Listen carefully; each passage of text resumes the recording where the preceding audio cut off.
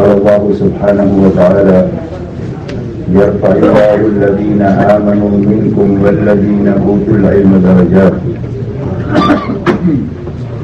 وقال عليه الصلاة والسلام مثل ما بعثني الله من الهدى والعلم كمثل الغيث أو كما قال عليه الصلاة والسلام.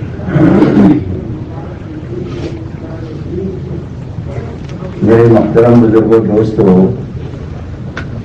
یہ زمین پر بسنے والے ہر ایک مرد اور ہر ایک عورت کی دنیا اور آخرت کے بنانے کے لیے اللہ نے اپنے پاس سے ایمان اور علم اتارا ہے، اور اللہ نے اپنی سنت ہوئی زمین پر یہ جاری فرمائی ہے کہ جو کوئی بھی ایمان اور علم کی رعایت کے ساتھ زندگی گزارے گا، اللہ ہر حال میں اس کی دنیا بھی اچھے سے اچھی بنائیں گے اور اس کی آخرت بھی اچھے سے اچھی بنائیں گے.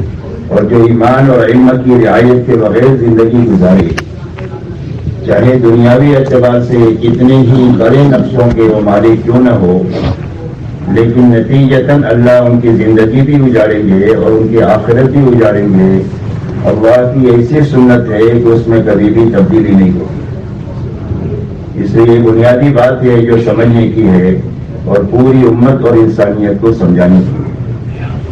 اسی لیے جناب رسول اللہ صلی اللہ علیہ وسلم ارشاد فرماتے ہیں، اللہ نے جن دو چیزوں کو لے کر مجھے دنیا میں بھیجا ہے، ایمان اور علم کو، ہدایت اور علم کو، اس کی مثال بارش کے پانی کی سی ہے. بارش کے پانی کی خاصیت یہ ہے کہ اگر بارش آتی رہے تو پوری دنیا ہری بھری رہے اور ساری مخلوقات زندہ رہے. اس لیے کہ ساری مخلوقات کی حیات اللہ نے پانی میں رکھی ہے. وَجَعَلْنَا مِنَ الْمَاءِ كُلَّ شَيْءٍ حَيٍّ. اور اگر بارش کا آنا بند ہو جائے تو پوری دنیا ویران ہو جائے اور ساری مخلوقات مر جائے. جس طرح مخلوقات کی حیات اور سر سبزی اللہ نے پانی میں رکھی ہے، ایسا ہی ساری انسانیت کی دینی حیات اللہ نے ایمان اور علم میں رکھی ہے. اگر انسانوں کی زندگیوں میں اور ان کے ان شعبوں میں جس میں یہ انسان لگ رہے ہیں، اگر ایمان اور علم کی رعایت ہے تو انسان بھی زندہ ہے اور ان کے وہ شعبے بھی زندہ ہے. اور اگر ان کی زندگیوں میں ایمان اور علم کی رعایت نہیں ہے اور ان کے شعبوں میں بھی ایمان اور علم کی رعایت نہیں ہے تو وہ بھی مردہ ہے اور ان کے شعبے بھی مردہ ہے. اور آپ اچھی طرح جانتے ہیں کہ مردے میں سے خیر نکلنے کے بجائے تعفن اور بدبو نکلتی ہے. ایسے ان سارے شعبوں سے اور ان کی زندگیوں سے خیانت نکلے گی، ظلم نکلے گا، جور و جفا نکلے گا، اور انسانوں کی جان مال سے کھلواڑ نکلے گا، چاہے کوئی بھی دنیاوی شعبہ ہو. اس لیے کہ ان شعبوں کی اور ان چلانے والوں کی حیات اللہ نے ایمان اور علم میں رکھی ہے. اس لیے روئے زمین پر بسنے والے ہر انسان کی سب سے بڑی ضرورت یہ ہے کہ ایک تو اس کی زندگی میں ایمان آ جائے، ایک علم الہی آ جائے. اور ایمان کے آنے کے کیا معنی ہیں؟ ایمان کے آنے کے معنی یہ ہے کہ ہر انسان کا اللہ سے تعلق صحیح بھی ہو جائے اور قوی بھی ہو جائے. صحیح اور قوی ہونے کے معنی یہ ہے کہ ہر انسان کا اللہ سے تعلق ایک تو محبت کا ہو جائے، کہ اللہ سے محبت ہو جائے. اس لیے کہ اللہ کی ذات اس لائق ہے کہ اس سے سب سے زیادہ محبت کی جائے. اس لیے کہ من میں حقیقی صرف اللہ کی ذات ہے. وَمَا بِكُم مِّن نِّعْمَةٍ فَمِنَ اللَّهِ. جو نعمت بھی تمہارے پاس اندر میں باہر میں ہے، وہ ساری کی ساری نعمتیں صرف ایک اللہ ہی کی طرف سے ہے. تو اس اللہ کا یہ حق ہے کہ اس سے محبت کی جائے اور ساری چیزوں سے زیادہ محبت کی جائے. دنیا کا ہر انسان 8 چیزوں کے بیچ میں جیتا ہے. اس آیت میں اللہ نے اس کو بیان فرمایا، قُلْ إِنْ كَانَ آبَاؤُكُمْ وَأَبْنَاؤُكُمْ إِلَىٰ آخِرِ الْآيَةِ. کہ اگر تمہارے باپ، تمہارے بیٹے، تمہارے بھائی، تمہاری بیوی، تمہاری برادری، تمہاری تجارت، تمہارے مکانات، تمہارے مال، اگر ان 8 چیزوں سے 8 چیزوں کی محبت اللہ سے اور اللہ کے نبی سے اور اللہ کے دین کی سربلندی کی محنت سے اگر زیادہ ہے تو پھر اللہ کے عذاب کا انتظار کرو، اور اللہ فاسق قوم کو کبھی بھی منزل مقصود تک نہیں پہنچاتے۔ اس لیے آدمی فسق سے نکل نہیں سکتا ہے جب تک اللہ کی اور اللہ کے نبی کی اور اللہ کے کلمے کی سربلندی کی محبت ان 8 چیزوں کے اوپر غالب نہ آ جائے۔ اس لیے سب سے پہلے اللہ سے تعلق یہ ہے کہ اللہ کی محبت ان 8 چیزوں پر غالب آ جائے۔ اس لیے کہ پوری زندگی میں اللہ کا مقابلہ ان 8 چیزوں میں سے کسی نہ کسی چیز کے ساتھ ہوگا۔ جب اس کا مقابلہ ہو تو اللہ کو آگے رکھا جائے اور ان چیزوں کو پیچھے رکھا جائے، یہ علامت ہے محبت کی۔ اس لیے کہ آدمی کی زندگی میں اطاعت زندہ ہوگی جو ایمان کا تقاضا ہے، وہ صرف محبت کے راستے سے ہوگی۔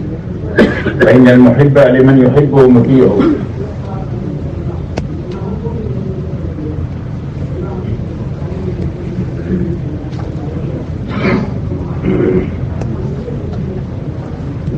اس لیے محبت کے راستے سے اطاعت زندہ ہوگی۔ دوسری بات تعلق یہ ہے کہ آدمی کے دل میں اللہ کا ڈر پیدا ہو جائے کہ کہیں محبوب ناراض نہ ہو جائے اللہ کے عذاب کا، اللہ کی پکڑ کا، اللہ اس لیے کہ اللہ بھی بڑے، اللہ کی پکڑ بھی بڑی۔ تو عذاب کا ڈر اور اللہ کا ڈر دل میں اتنا پیدا ہو جائے جو حرام سے اس کو بچا دے۔ اس لیے کہ حرام سے بچنے کی جو طاقت پیدا ہوگی وہ اللہ کے ڈر کی وجہ سے ہوگی۔ اور اگر ایک آدمی حرام سے بچ جاتا ہے تو یہ دنیا کا سب سے بڑا عبادت گزار ہے۔ اتق المحارم تکن عابد الناس، فرمایا حرام سے بچ جاؤ تم سب سے بڑے عبادت گزار ہو۔ تیسری چیز اللہ کے تعلق میں یہ ہے کہ اللہ کا یقین پیدا ہو جائے کہ زندگی کے بننے کا تعلق صرف ایک اللہ کی ذات کے ساتھ ہے، نہ ملک سے ہے، نہ مال سے ہے، نہ ڈگری سے ہے، نہ عہدوں سے ہے، نہ چیزوں سے ہے، نہ سامانوں سے ہے، بلکہ صرف اللہ کی ذات کے ساتھ ہے۔ اتنا یقین پیدا ہو جائے جو انسان کو حالات کے تاثر سے نکال دے۔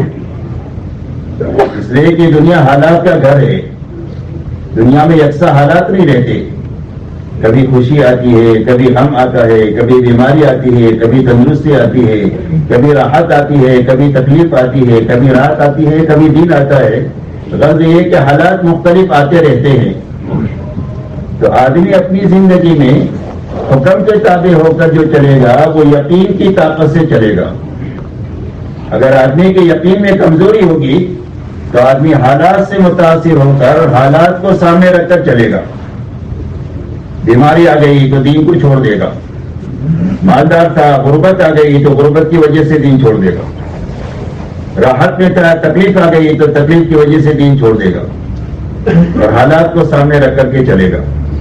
تو حالات کے مقابلے میں حکم پر چلنے کی طاقت جو پیدا ہوگی وہ یقین کے راستے سے پیدا ہوگی۔ اس لیے ایک تو ہر آدمی کے دل میں اللہ کا یقین پیدا ہو جائے جو انسان کو خواہشات سے نکال کر علم الہی کی رعایت پر کھڑا کر دے گی۔ اس لیے کہ دنیا میں جینے کے 2 ہی راستے ہیں، تیسرا کوئی راستہ نہیں ہے۔ ایک حکموں والا راستہ ہے اور ایک خواہشات والا راستہ ہے۔ تو خواہشات والے راستے سے نکل کر علم الہی اور احکام الہی پر چلنے کی جو طاقت پیدا ہوگی وہ یقین کے اور ایمان کے بننے کے راستے سے وہ طاقت پیدا ہوگی۔ اس لیے میرے دوستو، پوری امت اور انسانیت کی سب سے بڑی ضرورت ایمان اور علم ہے، اور آج دنیا میں اسی کی کمی ہے۔ جہاں تک چیزوں کا تعلق ہے، اتنی چیزیں اور ساز و سامان کی فراوانی ہے کہ آج سے 50 سال پہلے اس کا تصور بھی نہیں ہو سکتا تھا۔ کھانے کے لائن کے، پہننے کے لائن کے، اوڑھنے کے لائن کی، سواری کے لائن کی، رہنے کے لائن کی، غرض یہ کہ ہر لائن کی چیزوں کی انتہائی فراوانی کے باوجود بھی آپ دیکھیں امت کے اور انسانیت کے مسائل حل نہیں ہوئے بلکہ اور الجھ گئے۔ آپ یہ بتائیں دنیا میں امن بڑھا یا خوف بڑھا؟ کہ بھائی کیا بڑھا؟ دوستیاں بڑھی یا دشمنیاں بڑھی؟ حسن ظن بڑھا یا بدگمانیاں بڑھی؟ جان و مال کا تحفظ بڑھا یا جان و مال کا ضیاع بڑھا؟ ایک ایک چیز کو آپ دیکھو گے تو امت کے اور انسانیت کے مسائل حل نہیں ہوئے بلکہ مسائل اور الجھ گئے، اس لیے کہ مسائل کا حل اللہ نے چیزوں میں اور سامانوں میں رکھا ہی نہیں ہے، مسائل کا حل صرف ایمان اور علم میں اللہ نے رکھا ہے۔ اور ایمان اور علم کا پورے عالم کے حال ایسا ہے کہ دنیا کی 700 کروڑ انسانوں کی آبادی میں 75% انسانوں کی آبادی وہ ہے کہ جو سرے سے ایمان کو جانتے ہی نہیں ہیں کہ ایمان کس چیز کا نام ہے اور ایمان کی کیا ضرورت ہے، نہ اس کو جانتے ہیں نہ اس کی ضرورت کا احساس ہے۔ اگر آج قیامت قائم ہو جائے تو دنیا کی 75% آبادی مرتے ہی ہمیشہ ہمیش کے لیے جہنم میں چلی جائے، کبھی وہاں سے نکل نہ سکے۔ یہ دنیا کا حال ہے۔ 25% ایمان والوں کی حال ایسی ہے کہ ان کی ایمانی سطح اتنی گری ہوئی ہے کہ جس کے نتیجے میں علم الہی کی رعایت سے زندگیاں خالی ہو چکی ہے، الا ماشاءاللہ۔ یہاں تک کہ ہمارے دینی افلاس کا حال یہ ہے کہ کہنے کو بھلے آپ کہہ لیں کہ دنیا میں 70-75 مسلمانوں کے ملک ہے، لیکن کوئی بھی ملک آپ ایسا نہیں بتلا سکتے ہیں کہ جس ملک میں 100% ایمان والے پورے دین پر چل رہے ہو۔ ملک کو چھوڑ کر کوئی صوبے سے نیچے تحصیل اور تحصیل سے نیچے کوئی گاؤں کہ جس میں 3000 مسلمانوں کے گھرانے ہوں اور 20,000 بالغ مرد اور عورتیں رہتی ہوں اور وہ سارے دین پر چل رہے ہو، ایسا گاؤں بھی بتانا مشکل ہو گیا۔ تو سمجھنے کی بات یہ ہے کہ یہ دین امت کی زندگی سے کیوں نکلا؟ کیا معلومات کی کمی کی وجہ سے نکلا یا وسائل کی کمی کی وجہ سے نکلا؟ ان دونوں وجہوں میں سے کوئی وجہ نہیں ہے۔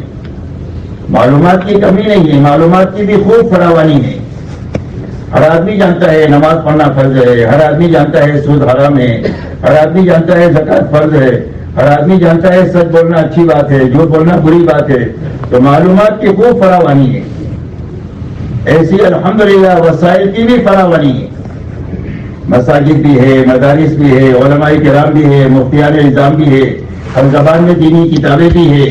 غرض یہ کہ دین پر چلنے کے وسائل بھی ہے، معلومات بھی ہے، لیکن دین نہیں ہے۔ دین اس لیے نہیں ہے کہ دین پر چلنے کی طاقت نہیں ہے، اس لیے کہ طاقت دین پر چلنے کی جو پیدا ہوگی وہ یقین کے راستے سے پیدا ہوگی، اور 2 لائن کے یقین کے راستے سے دین پر چلنے کی طاقت پیدا ہوگی۔ ایک تو اللہ کی ذات اور صفات کا یقین کہ اللہ اپنی ذات میں بھی بڑے اور اللہ اپنی صفات میں بھی بڑے، اور ایک اللہ کے وعدے اور وعید کا علم کہ اللہ تعالیٰ نے جو وعدے کیے ہیں اچھے کاموں کے کرنے پر اور اچھے کاموں کے چھوڑنے پر جو وعیدیں کی ہے، یا نہ کرنے کے کاموں پر جو کرنے پر جو وعیدیں آئی ہے، وہ وعدے بھی حق ہے اور وعید بھی حق ہے۔ اس کی بنیاد پر آدمی کی زندگی میں دین پر چلنے کی طاقت پیدا ہو سکتی ہے، اور کوئی راستہ دین پر چلنے کی طاقت کا نہیں ہے اس کے علاوہ۔ اور اس کی کمی کی وجہ سے امت کا یہ حال ہے۔ اگر ہم یہ چاہتے ہیں کہ امت میں علم الہی کی رعایت آ جائے کہ اس کا ایک ہی راستہ ہے کہ ہر فرد امت میں اللہ کا تعلق زندہ ہو جائے اور تعلق کے راستے سے علم الہی کی رعایت زندگی میں آ جائے۔ اس لیے کہ امت جن مسائل سے دوچار ہے ان مسائل سے نکلنے کا یہ واحد راستہ ہے، اس کے علاوہ کوئی راستہ نہیں۔ اور یہ وقت کا سب سے بڑا اور اہم تقاضا ہے کہ اس بات کی محنت کی جائے کہ امت میں یہ 2 بنیادیں زندہ ہو، ایک اللہ کا تعلق زندہ ہو اور ایک علم الہی کی رعایت زندہ ہو۔ اور وقت کے تقاضے کی بہت بڑی اہمیت ہوتی ہے۔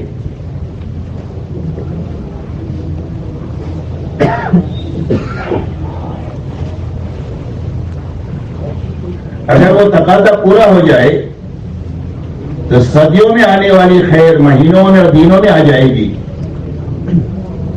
اور اگر وقت کا تقاضا پورا نہ کیا جائے تو صدیوں میں آنے والی شر اور برائی مہینوں اور دنوں میں آ جائے گی۔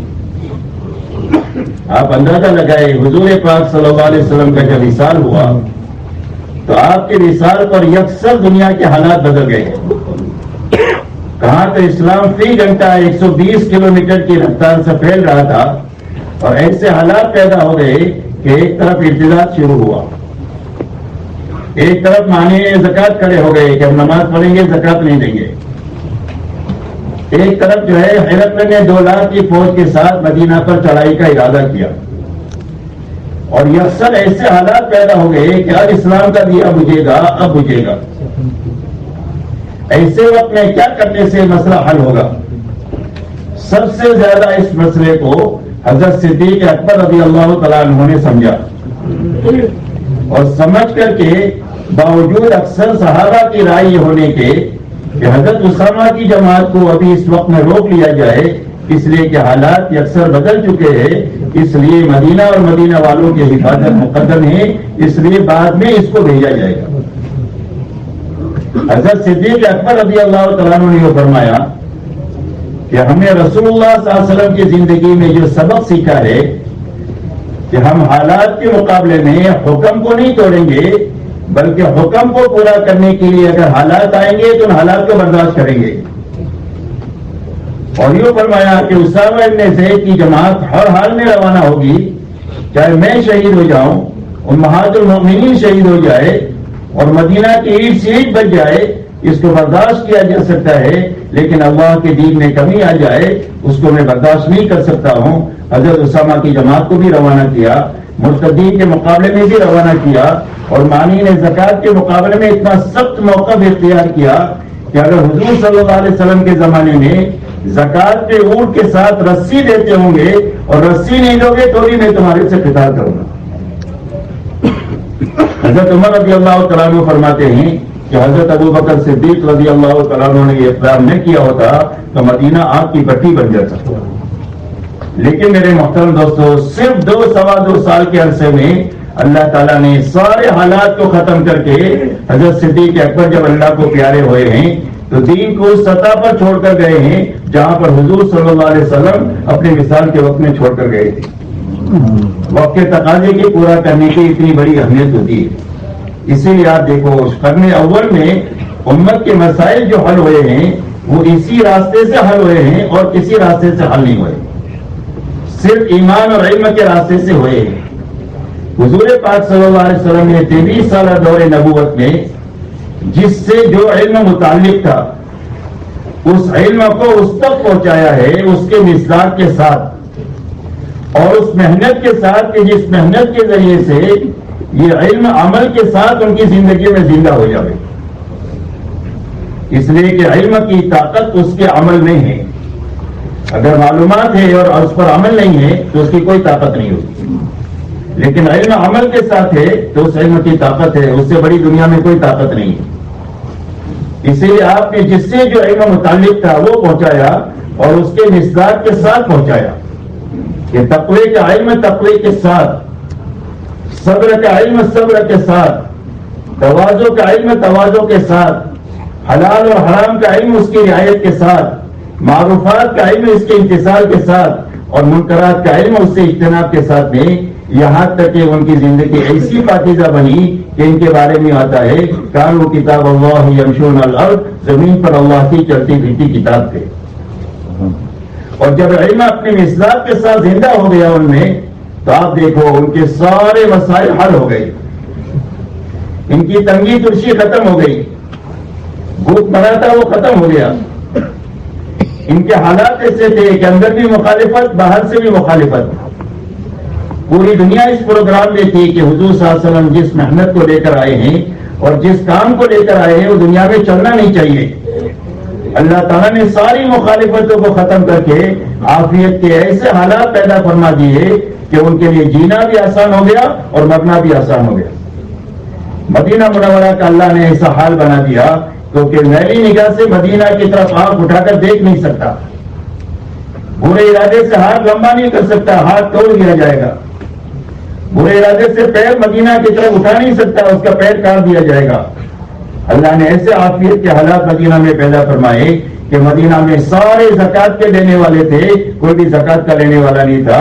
اللہ نے سارے حالات ان کے جو بنائے اور ہدایت کے وہ مقام ان کے اندر میں عطا فرمایا کہ آپ نے فرمایا اصحابی کالنجوم بأیہم اقتدیتم اہتدیتم، میرے سارے صحابہ ستاروں کے مانند ہے، اور جن کے بھی پیچھے تم چلو گے وہ تم سب کو اللہ تک اور جنت تک پہنچا دیں گے۔ اسی لیے ایک اللہ والے کے خواب میں ایک صحابی نے آ کر یوں کہا کہ اے فلانے، اگر ہم میں کا ایک بھی زندہ ہوتا تو اللہ کا یہ دین کبھی نہیں مٹتا جیسا تم لوگوں کی موجودگی میں مٹ رہا ہے۔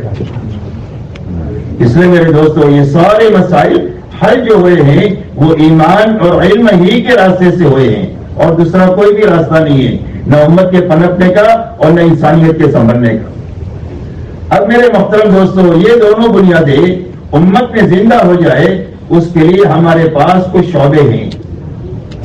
ایک شعبہ جو ہے وہ مکتب سے لے کر دارالعلوم تک کا ہے،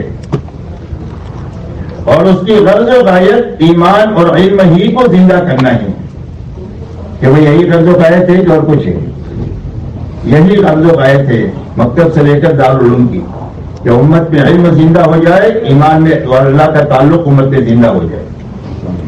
دوسرا شعبہ ہمارے پاس میں تزکیے کا ہے، اس کی غرض و غایت بھی یہ ہے کہ ہر فرد امت میں صفت احسان پیدا ہو جائے، جس کے راستے سے اس کا تعلق بھی اللہ سے صحیح ہو جائے اور تعلق کے راستے سے علم الہی کی رعایت اس کی زندگی میں آ جائے، یہ اس کی غرض و غایت ہے۔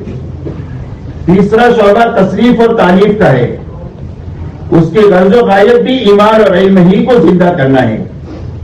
اسی لیے اللہ والے یہ فرماتے ہیں کہ اگر کسی کو کسی اللہ والے کی صحبت میسر نہیں ہے تو ان کی کتابوں کا پڑھنا صحبت کا بدل ہو جائے گا، اور ہم کو سب سارے اچھی طرح جانتے ہیں کہ کتابوں کے پڑھنے سے عمل کا وہ ذوق ملتا ہے جو صحبت سے ملتا ہے، اس لیے کہ کتابیں اسی غرض سے لکھی جاتی ہے۔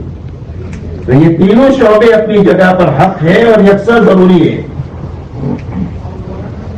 یکساں ضروری ہے، اس میں تقابل نہیں ہو سکتا، یہ شعبہ زیادہ ضروری ہے یہ شعبہ کم ضروری ہے، بلکہ تینوں شعبے ضروری بھی ہے اور یکساں ضروری ہے، اس لیے کہ ہر شعبے سے کام متعلق ہے وہ اسی سے ہو سکتا ہے، دوسرے سے نہیں ہو سکتا۔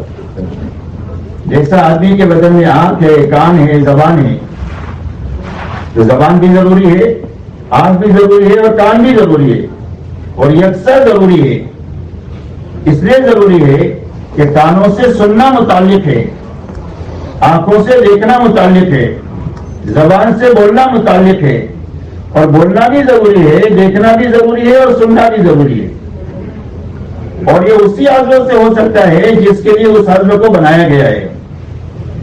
دیکھنے کا کام کانوں سے نہیں لیا جا سکتا، ایسے ہی بولنے کا کام آنکھوں سے نہیں لیا جا سکتا ہے، تو اس لیے سارے اعضاء ضروری ہے اور یکساں ضروری ہے۔ ایسے ہی یہ سارے شعبے ضروری ہے اور یکساں ضروری ہے، اس کے بغیر دین کی اور امت کی ضرورت پوری نہیں ہو سکتی ہے۔ اسی لیے آپ یہ بتائیں، اگر ایک جماعت جا رہی ہو اور کوئی آدمی اپنے 10 سال کے بچے کو لے کر امیر صاحب کے پاس آئے اور آ کر کے یوں کہے کہ امیر صاحب آپ میرے بچے کو 4 مہینہ لے کر کے جاؤ، تو کہ امیر صاحب لے کر جائیں گے؟ امیر صاحب کیا کہیں گے؟ امیر صاحب یہ کہیں گے کہ آپ کے بچے کی ضرورت آپ کے محلے میں جو مکتب ہے وہاں پوری ہو جائے گی، اس لیے آپ اپنے بچے کو اپنے محلے کے مکتب میں داخل کر دو، وہاں اس کی ضرورت پوری ہوگی۔ اور اگر ایک 75 سال کے بڑے میاں دارالعلوم میں چلے جائیں اور مفتی صاحب سے یوں کہے کہ مفتی صاحب اب مجھے بھی مولوی بنا دو، مولوی بننے کا شوق ہوا ہے، میں مولوی بننے کے لیے آیا، تو کوئی محسن صاحب ان کا داخلہ کر لیں گے؟ مفتی صاحب کیا کہیں گے؟ مفتی صاحب کہیں گے کہ آپ کے عالم بننے کی عمر نکل گئی ہے، اب آپ اپنے بچوں اور پوتوں کو اور نواسوں کو بھیج دو، ہم ان کو حافظ عالم بنا دیں گے، اور آپ کسی اچھی جماعت کے ساتھ جو صحیح وقت گزارے اس کے ساتھ 4 مہینہ لگا دو، تمہاری جماعت ضرورت وہاں پوری ہو جائے گی۔ کہ وہ یہی ہوگا کہ نہیں؟ اس لیے کہ ان کی ضرورت وہاں پوری ہوگی، ان کی ضرورت یہاں پوری ہوگی۔ اگر یہ بڑے میاں زبردستی رہ لیں، کیونکہ وہ 1 ہفتے میں بچے ان کی وہ درگت بنائیں گے کہ بغیر بتائے ہوئے محتمم صاحب کو راتوں رات وہ بھاگ جائیں، اس لیے کہ وہ شعبہ ان سے متعلق ہی نہیں ہے۔ ان سے متعلق یہ ہے، بڑوں کا مدرسہ یہ ہے کہ بڑے اپنی دینی ضرورت کو پورا کرنے کے لیے یہاں پھرے، جن کی عمر اس عمر میں اسے تقاضے ان کے پیچھے ان ذمہ داریاں ہوتی ہے کہ ان ذمہ داریوں کے ساتھ ان کے لیے مدرسے میں 10-12 سال لگانا مشکل ہے. اس لیے میرے دوستو یہ اچھی طرح سمجھنے کی بات ہے کہ ہر شعبے سے جو کام متعلق ہے وہ کام اسی سے ہو سکتا ہے, دوسرے سے نہیں ہو سکتا. اس لیے سارے شعبے اپنے ساتھ یکساں ضروری ہے اور یکساں ضروری ہے.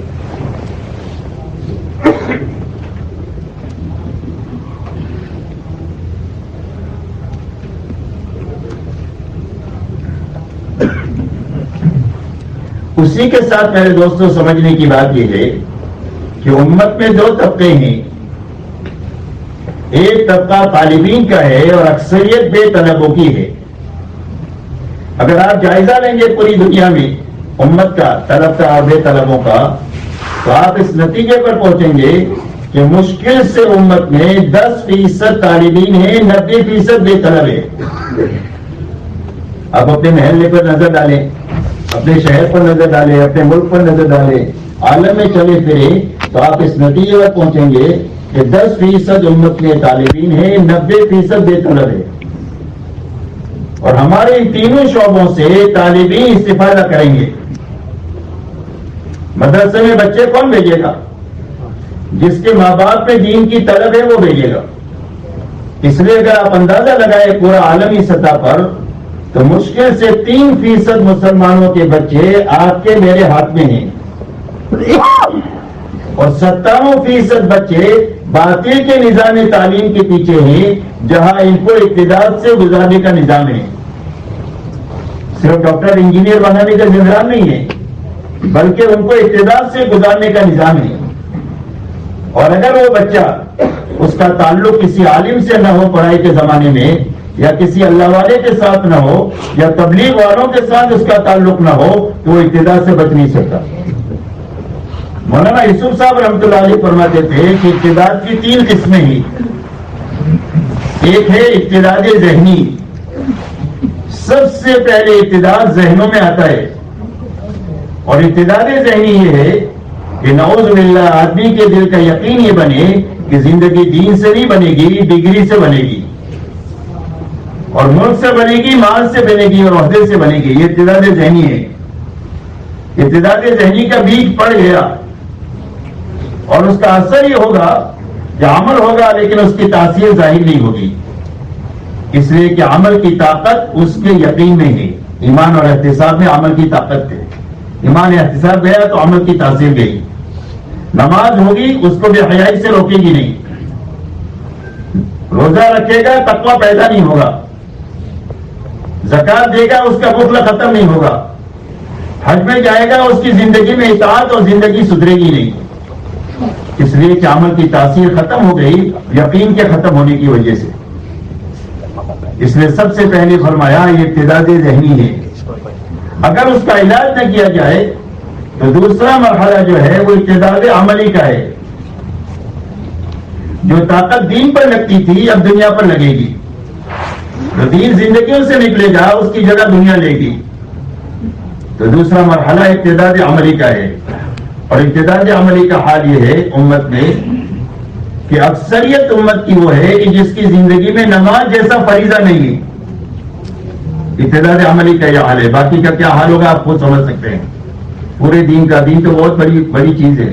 اعمال کے مجموعے کا نام ہے, اللہ والے فرماتے ہیں. تو نماز کا یہ حال ہے کہ اکثریت بے نمازی ہے. یہ ابتداء عملی کا حال ہے. اور تیسرا مرحلہ جو ہے وہ ابتداء قولی کا ہے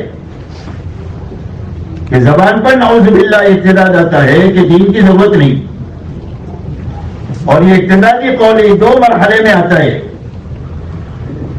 ایک مرحلہ تو یہ ہے کہ ملک میں حالات ایسے پیدا ہو جائے کہ ایک طرف اسلام ہے, ایک طرف جائیداد ہے باپ دادا کی. ایسے حالات پیدا ہو گئے کہ اگر اسلام چاہیے تو یہ سامنے جہاز کھڑا ہے, اس میں بیٹھو اور نکل جاؤ. اور اگر جائیداد چاہیے ہمارے ملک میں رہ کر کے تو اسلام پر نہیں رہ سکتے. جیسے اندلس میں حالات پیدا ہوئے کہ جس کو اسلام چاہیے جہاز میں بیٹھو نکلو, اور جس کو جائیداد چاہیے اس ملک میں رہنے کے لیے وہ مسلمان ہو کر نہیں رہ سکتا ہے. ایسے حالات ان پر پیدا کیے گئے کہ مار مار کے, ان کو جلا کر کے, ان کے پر حالات لا کر کے اسلام ان کے اور ان کی نسلوں سے دین کی نعوذ باللہ کیا ضرورت. اس لیے میرے دین کے ہاتھ میں ہے، جس کی فکر کرنا بھی ہمارے لیے انتہائی ضروری ہے. جو بھی شکل اس کے لیے ہو سکتی ہو اس شکل کو قائم کرنا چاہیے کہ ارتداد سے کیسے بچے. تو اس لیے میرے محترم دوستو یہ تینوں شعبے وہ ہے کہ جن میں طالبین استفادہ کریں گے. اللہ والوں سے کون تعلق قائم کرے گا؟ جس کو دین کی طلب ہے، جس کو آخرت کا فکر ہے، وہ اللہ والوں سے تعلق کر کے اپنے آخرت بنانے کا فکر کرے گا. دینی کتابوں کو کون پڑھے گا؟ دینی کتابوں کو طلب والے پڑھیں گے. ورنہ مسلمانوں کے گھروں کو اگر دیکھا جائے تو بے دینی کی کتابیں زیادہ ملے گی بنسبت دینی کتابوں کے. اور دینی کتابیں ہوگی بھی تو کوئی کئی تاپ میں رکھی ہوگی، باقی پڑھنا پڑھانا دوسری کتابوں سے ہوگا. اللہ ماشاء اللہ. اس لیے میرے دوستو یہ تینوں طبقے طالبین اس سے استفادہ کریں گے. 90% امت کا طبقہ وہ ہے کہ جس میں طلب نہیں. www.attableek.com. اب ان کو چھوڑا جا سکتا ہے یا ان کے لیے کوئی فکر کی جا سکتی ہے کہ ان کو چھوڑ دیا جا سکتا ہے؟ اس لیے کہ اگر 90% کو چھوڑ دیا گیا تو دنیا میں جو کوئی بھی حالات آئیں گے وہ 90% کے اعمال پر آئیں گے. اور جو ان کے اعمال پر جو حالات آئیں گے اس میں صرف وہی نہیں پسیں گے بلکہ 10% نیک لوگ بھی اس پہ پس جائیں گے. اسی کے ساتھ میرے دوستوں ایک بات سمجھنے کی یہ ہے کہ جتنے خصوصی شعبے ہوتے ہیں ان خصوصی شعبوں کو جو پانی پہنچتا ہے وہ عموم کے راستے سے پہنچتا ہے. بچے عموم میں سے آتے ہیں، اللہ والوں کے پاس مرید عموم میں سے آتے ہیں، مصنفین کو کتابیں پڑھنے والے عموم میں سے آتے ہیں. تو عموم سے خصوصی شعبوں کو پانی پہنچتا ہے. اور جب عموم بے دینی کا شکار ہو جاتا ہے تو خصوصی شعبے اندر سے اس کے سوتے سوکھنا شروع ہوتے ہیں اور اس پر کمزوری اور زوال آنا شروع ہوتا ہے. یہاں تک کہ ایک وقت ایسا بھی آ سکتا ہے اور تاریخ اس بات کو بتلاتی ہے کہ ایسا وقت آ چکا ہے کہ باطل جب اس کے اوپر ہاتھ ڈالتا ہے تو کوئی بھی اس کے اوپر آواز اٹھانے والا نہیں ہوتا ہے کہ ہمارے شعبے کو تم نے کیوں بند کیا. ہم ایک ملک میں گئے، وہ ملک مسلمانوں کا ملک، لیکن اس ملک کے اندر میں غیروں کا تسلط ہوا. اور غیروں کا حال یہ ہے کہ جس ملک کے اوپر ان کا تسلط ہوتا ہے اس ملک کے اوپر صرف حکومت نہیں کرتے ہیں بلکہ اس ملک کی معاشرت کو بدل کر کے رکھ دیتے ہیں. ان کی معاشرت اپنی جیسی بنا کر کے رکھ دیتے ہیں تاکہ لمبے زمانے تک ہم یہاں حکومت کر سکیں. جب ان کی معاشرت کو بدل دیا اور ایک وقت ایسا آیا تو ان کو وہ ملک چھوڑ کر جانا پڑا. تو جانے سے پہلے انہوں نے ملک ایسے لوگوں کے ہاتھ میں دیا، اس لیے کہ ایسے پلوں کو یہ پال کر کے رکھتے ہیں کہ جب کبھی بھی جانا پڑے گا تو ان کے ہاتھ میں دیں گے جو ان کے مفاد کے لیے کام کریں گے. تو جب جو لوگ ان کے بعد حکومت پر آئے ہیں اس کے صدر نے آتے ہی یہ کہا کہ روزہ رکھنا ہماری ترقی کے لیے مانی ہے، مسلمانوں کو روزہ نہیں رکھنا چاہیے. اور اس نے جامع زیتونہ جو پورے افریقہ کی پیاس وہاں سے بجھ رہی تھی اس نے آ کر کے اس کو تالا لگایا، بند کیا. جب ہم گئے اس کو دیکھنے کے لیے تو سوائے جانوں کے اور کچھ نہیں تھا وہاں. لیکن پورے ملک میں کسی نے آواز نہیں اٹھائی کہ ہماری ضرورت ہے تم اس کو کیوں بند کر رہے ہو. اس لیے کہ جب ان کو دین کی ضرورت نہیں ہے تو جن شعبوں سے دین آئے گا ان شعبوں کی کیوں ضرورت ہے اور اس پر اپنی جان مال صلاحیت کو کیوں لگائیں گے. اس لیے میرے دوستو ہمارے شعبوں کی حفاظت کے ساتھ اور اس کی ترقی کے ساتھ اور جتنی ضرورت ہے اس کو وجود میں لانے کی محنت کے ساتھ اس بات کا فکر بہت زیادہ کرنے کی ضرورت ہے کہ 90% بھی کی زندگیوں میں بھی دین کے آنے کی کوئی شکل بنے. اب 90% میں میرے دوستو مرد بھی ہیں، عورتیں بھی ہیں اور بچے بھی ہیں.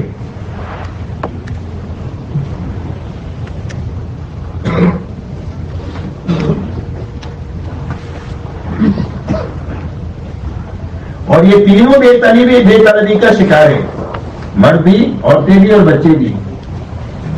اور تینوں میں دین کے آنے کی اور دین کے باقی رہنے کی ایک ہی شکل ہو سکتی ہے کہ یہ تینوں طبقوں میں ایک ساتھ دین آئے. مرد میں دین آیا، عورت میں نہیں ہے. تو مرد کا دین زندگی پر عورت کے ہاتھوں خوشی غمی میں برباد ہوتا رہے گا. یہ پکی بات کہہ رہا ہوں میں.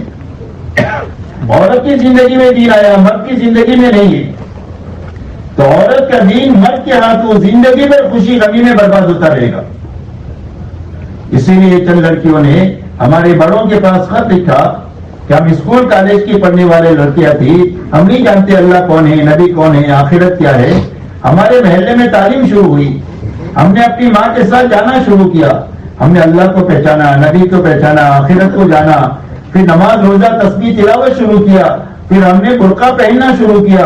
ہمارے ماں باپ نے ہماری شادی خوشحال گھرانے میں دے کر کے کر دیا ہے. ہمارا شوہر یہ کہتا ہے کہ مجھے کفن میں لپٹی ہوئی عورت نہیں چاہیے,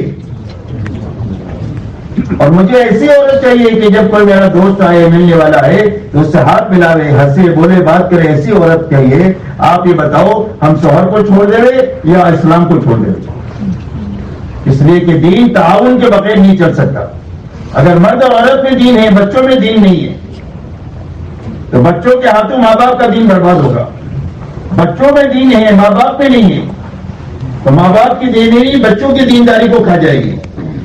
آپ اور ہم ہمیشہ دیکھتے رہتے ہیں ایک بچہ 8-10 سال اپنے پاس پڑھنے کے بعد میں ادھوری تعلیم چھوڑ کر جب چلا جاتا ہے, آپ 6-8 مہینے کے بعد اس کو دیکھو گے تو آپ پہچان نہیں سکتے کہ آپ کا شاگرد ہے یہ. ایسی حالت میں آپ کو ملے گا. اس کی ماں باپ کی بے دینی اس کو کھا گئی, اور ماں باپ کی بے دینی کی وجہ سے کچھ لوگ ایسے بچے ہو جاتے ہیں کہ جو ماں باپ کے کام کے رہتے ہی نہیں ہیں. اتنی آوازی, اتنی آزادی اور اتنی پریشان کرنے والے, تو پھر وہ تبلیغ والوں کے حوالے کرتے ہیں کہ ان کو لے کر جاؤ.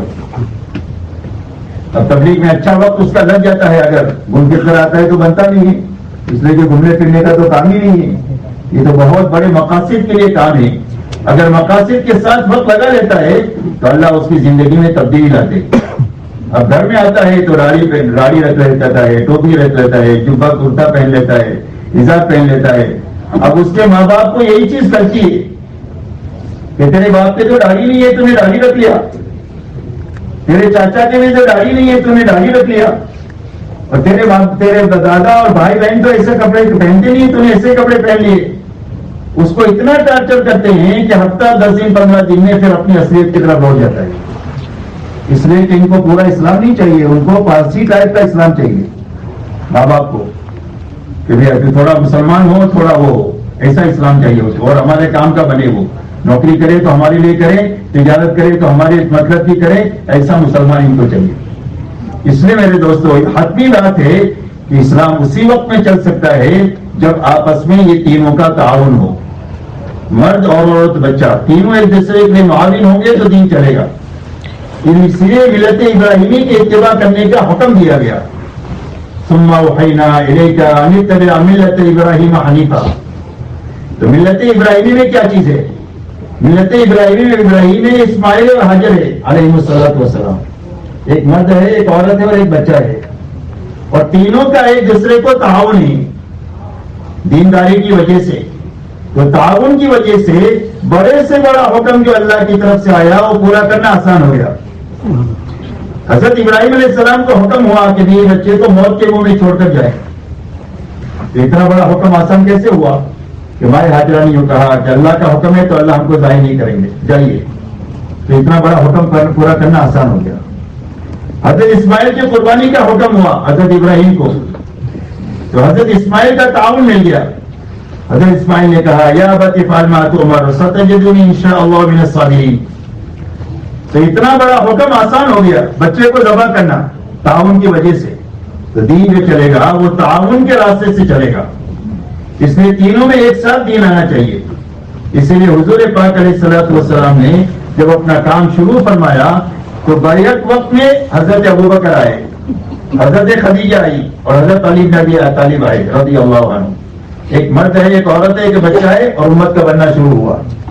مرد آتے گئے, عورتیں آتی گئی, جوان آتے گئے, یہاں تک کہ 23 سال میں اسلام بھی پورا ہو گیا اور مسلمانوں کا مجمع بھی تیار ہو گیا کہ جو دنیا کو پیش کیا جا سکتا ہے اسلموا تسلموا کا کون سا اسلام کا ہمارے جیسے ہو جاؤ. اس لیے میرے دوستوں تینوں میں بیعت وقت آنا چاہیے اور ہے بے طلبی. اب ان میں کام کرنے کا کیا راستہ اور ان میں کون کام کرے, یہ دو سوال ہے کہ بے طلبوں میں کون کام کرے اور بے طلبوں میں کیسے کام کریں. بے طلبوں میں کون کام کرے, اگر اس کو آپ سوال کا جواب دیں گے تو کسی ایک طبقے کے حوالے ان کو نہیں کر سکتے. ہم یہ نہیں کہہ سکتے کہ صرف علماء ہی طالب علم کو بے طلبوں کو سنبھالے، اس لیے کہ آج بھی بنسبت امت کے علماء کی تعداد اتنی نہیں ہے کہ پورے عالمی سطح پر امت کو سارے علماء مل کر کے سنبھال سکے۔ آج بھی دنیا میں ایسے ایسے ملک موجود ہے کہ اس ملک میں ایک بھی عالم ربانی نہیں ہے کہ جو اس ملک کے مسلمانوں کی دینی قیادت کرے۔ ان ملکوں کے نام میں گنا سکتا ہوں آپ کو، ایک بھی عالم ایسا نہیں ہے عالم ربانی کہ جو ان کی دینی قیادت کر سکے، اس لیے صرف علماء کے حوالے نہیں کر سکتے۔ اچھا آپ یہ بتائیں، صرف تبلیغ والوں کے حوالے کر سکتے ہیں کہ تبلیغ والے سنبھالیں؟ تبلیغ والے کتنے ہیں دنیا میں؟ آٹے میں نمک کے برابر ہے، اور امت پوری دنیا میں پھیلی ہوئی ہے۔ اس کے علاوہ اور کس کے حوالے آپ کر سکتے ہیں؟ کسی کے حوالے نہیں کر سکتے۔ انصاف کا تقاضا یہ ہے کہ 10% جو طلب والے ہیں وہ مل جل کر کے 90% پر محنت کریں۔ کون کریں؟ 10% جو طلب والے ہیں، چاہے ان کا تعلق تجارت سے ہو، زراعت سے ہو، ملازمت سے ہو، ڈاکٹری انجینئرنگ سے ہو، چاہے مدرسے سے ہو، چاہے خانقاہ سے ہو، چاہے تسلیم و تعلیم سے ہو، یہ 10% کا تعلق جس شعبے سے بھی ہو، یہ 10% مل جل کر 90% کو سنبھالے۔ جب یہ 10% مل جل کر ان کو سنبھالنے کا کام کریں گے تو انشاءاللہ تھوڑے سے عرصے میں امت سنبھل جائے گی۔ اس لیے کہ سنبھالنے کے لیے تعداد اتنی چاہیے جتنی امت ہے تو کام پورا ہوگا۔ امت 100 ہے اور سنبھالنے والا ایک ہے تو اس سے پورا نہیں ہوا۔ تو نبی کا کام ہے کہ نبی جو ہے پوری امت کو سنبھال لے۔ باقی امت کو سنبھالنے کے لیے امت کا مجمع چاہیے اور معتدی مجمع چاہیے جو ان کو سنبھال سکے۔ اس لیے محنت کرنے کے لیے راستہ یہ ہے کہ 10% کرے، اور ان 10% میں علماء کرام کی جماعت صف اول میں ہونی چاہیے۔ علماء کرام کی جماعت صف اول میں ہو، مسجد کی سطح سے لے کر، حلقے کی سطح سے لے کر، ملک کی سطح سے لے کر عالمی سطح پر علماء کی معتد ہی جماعت ایسی کام کو سمجھی ہوئی اپنے آپ کو مٹانے کے جذبے کے ساتھ ہونی چاہیے کہ ایک تو کام صحیح شکل میں چلتا رہے، اور اگر کہیں کہیں جھول آئے تو ان کی صحبت کے راستے سے وہ جھول ختم ہو جائے۔ اس لیے کہ جب علماء سرپرستی میں ہوں گے اور علماء عملی طور پر محنت میں ہوں گے اور کام کو سمجھ کر کر رہے ہوں گے اور مٹانے کے جذبے کے ساتھ کر رہے ہوں گے تو کوئی بھی غلطی پہلے تو کام کرنے والوں میں آئے گی نہیں، اور آئے گی تو ان کی صحبت کی وجہ سے چند دنوں میں یا گھنٹوں میں وہ صحبت ختم ہو جائے، وہ غلطی ختم ہو جائے۔ اور جب کبھی بھی امت پر برے حال آئے ہیں تو اس امت کو علماء ہی نے سنبھالا ہے۔ آپ تاریخ پڑھیں کہ پوری تاریخ میں جب کبھی بھی اسلام پر اور مسلمانوں پر حالات آئے ہیں تو اس وقت میں علماء ہی نے امت کو سنبھالا ہے۔ اس لیے میرے دوستو آپ سے ہماری درخواست یہ ہے کہ اپنے تمام شعبوں کو اچھی طرح سنبھالتے ہوئے اور جتنی ضرورت ہے اس کو عمل میں لانے کی محنت، کوشش اور دعا کرتے ہوئے اور مسلمانوں سے تعاون لیتے ہوئے تاکہ ان کی بھی آخرت بن جائے، اور اس بات کا فکر کیا جائے کہ اس کام کو بھی اپنا کام سمجھ کر عملی طور پر اس میں شرکت کی جائے۔ کہ بھائی اس درخواست آپ کو منظور ہے کہ بھائی کریں گے؟ اس لیے آپ سے درخواست ہے کہ علماء کرام کی جماعت پہلی صف میں اس محنت میں ہونی چاہیے۔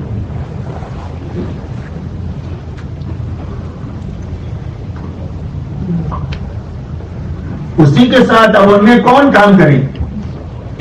یہ تو ہو گیا کہ 10% کریں۔ اب بے طلبوں میں کیسے کام کرنا؟ تو اگر آپ کتنا بھی اس پر غور و فکر کریں گے، کتنا بھی مشورے کریں گے، آپ کو ایک ہی نتیجے میں پہنچنا پڑے گا کہ بے طلبوں میں کام کرنے کی ایک ہی شکل ہے اور ان کے پاس جانا ہے۔ بے طلبوں میں کام کرنے کا دوسرا کوئی راستہ نہیں ہے سوائے ان کے پاس جانے کے۔ اسی لیے سارے نبی ایسے زمانے میں بعثت ہوتی ہے جب لوگوں میں طلب ختم ہو چکی ہوتی ہے، اللہ کو بھول چکے ہوتے ہیں، نبی کو بھول چکے ہوتے ہیں، آخرت نسیہ منسیہ ہو چکی ہوتی ہے، ایسے وقت میں نبیوں کی بعثت ہوتی ہے۔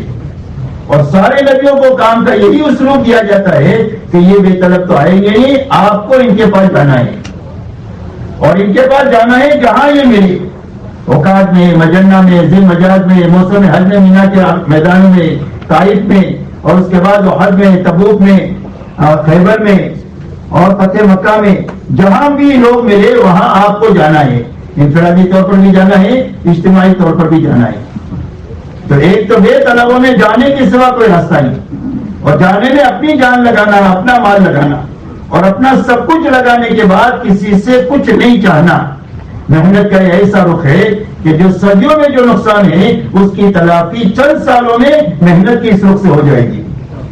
آپ اندازہ لگائے حضور صلی اللہ علیہ وسلم نے اور آپ کے متبعین نے جب محنت کا یہ رخ اختیار کیا ہے تو صرف 23 سال میں 650 سال کی جہالت اور 650 سال کا گمراہی ختم ہو کر کے ماحول بھی بن گیا اور مجمع بھی تیار ہو گیا۔ اتنی طاقتور محنت ہے لوگوں کے پاس اپنا لگا کر جانے کی اور ان سے کچھ امید نہیں رکھنے کی۔ اس لیے میرے دوستو اللہ نے بڑا کام ہمارے زمانے میں چلایا ہے۔ مولانا الیاس صاحب رحمۃ اللہ علیہ فرماتے تھے کہ میں اس کام کو کار نبوت یقین کرتا ہوں۔ مولانا آنا چاہے تو آنے، مولانا کو لے آئیے۔ کار نبوت یقین کرتا ہوں۔ اور مولانا الیاس صاحب رحمۃ اللہ علیہ اپنے زمانے کے بڑے لوگوں میں بڑے آدمی ہیں۔ مولانا علی نیاز صاحب نے کتاب لکھی ہے مولانا الیاس صاحب اور ان کی دینی دعوت۔ اس میں ایک واقعہ لکھا ہے کہ مولانا منظور نعمانی صاحب حضرت رائے پوری رحمۃ اللہ علیہ کے پاس تشریف لے گئے تو حضرت رائے پوری نے فرمایا کہ مولانا ہمارے پاس تو کبھی بھی رہ لیو، ابھی تو دلی حضرت دہلوی کے پاس چلے جاؤ، وہ ہزاروں کی اسپیڈ سے ترقی کر رہے ہیں۔ اور یہ فرمایا اللہ کا بیک وقت میں اپنے کئی بندوں کے ساتھ خصوصی تعلق ہوتا ہے لیکن اخص الخاص تعلق کوئی بندے کے ساتھ ہوتا ہے اور وہ اس وقت میں مولوی الیاس کے ساتھ ہے۔ مولوی الیاس اپنے زمانے کے بڑے لوگ تھے بہت سارے، ان بڑوں میں یہ بھی ایک بڑے آدمی ہے۔ وہ بڑا آدمی یوں کہتا ہے کہ میں اس کام کو کار نبوت یقین کرتا ہوں اور وہ یوں کہتے ہیں مجھے قدم اول کا ہیرا مل گیا۔ تو یہ ایک بڑا کام ہے جو اللہ نے ان کے ذریعے سے ہم کو عطا فرمایا ہے۔ یہ امت کے اور انسانیت کے سنبھلنے کا کام ہے۔ اگر امت سنبھل گئی تو امت کے راستے سے انسانیت سنبھل جائے گی، یہی راستہ ہے انسانیت کے سنبھلنے کا۔ اللہ تعالی ہمارے لیے اس محنت کو صحیح بنیادوں کے ساتھ کرنے کی اللہ ہم کو توفیق عطا فرمائے۔